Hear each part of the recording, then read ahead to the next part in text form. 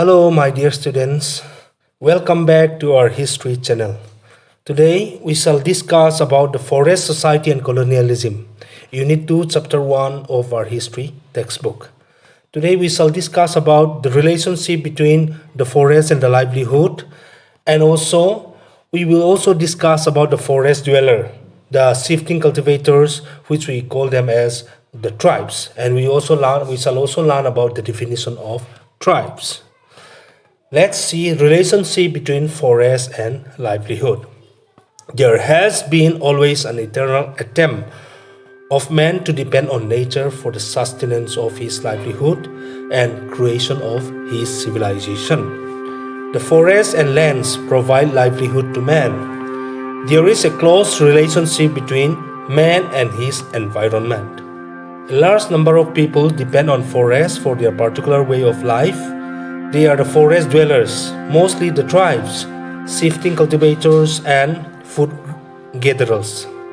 Since the ancient times, the tribal people are living in the forests. They live in organized society with a distinct culture.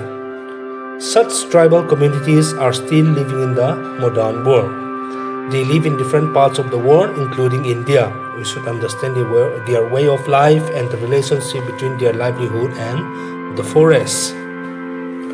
The forests provide the habitat for both man and animal.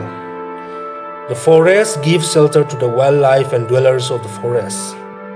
The forests have trees, bamboo, grass, and thatch. There are fish in the lakes and rivers of the forests. So, the forests provide food, housing, and other means of livelihood for the tribes. The forests provide the fields for the shifting cultivation practiced by the forest dwellers.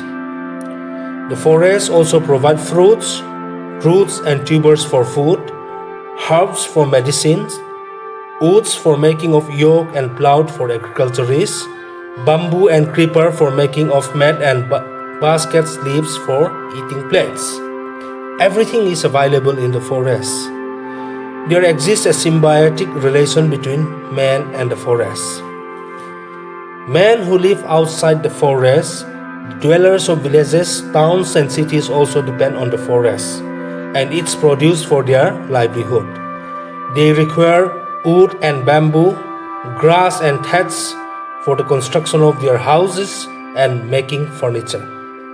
They extract timber for industries, bamboo and pulp for making paper and plywood, plants and herbs for the manufacture of medicines, timber for shipbuilding and for the railway tracks.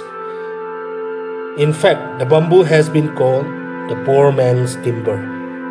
Men collect fuel wood, fodder for domestic animals, thatch for house roofing, and fruits, flowers including the orchids for markets.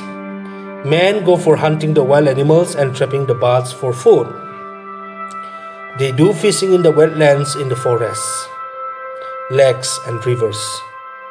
In the past, the rulers went for catching elephants for the royal stable and for the armed forces. They also went for hunting wild animals. Hunting of the tiger was a great royal game. For the colonial officers in modern India, hunting tiger was the greatest game. This is the relationship between forest and livelihood. Let us discuss the tribes.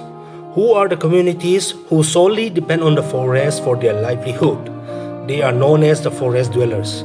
Actually, they are the tribes or tribal people. Tribe is a social group with a common origin, bound by kinship, speaking a common language or dialects, living in a well-defined geographical region, organized into a well-knit society and a common cultural pattern, with a primitive technology as the basis of their subsistence level livelihood and with religious belief.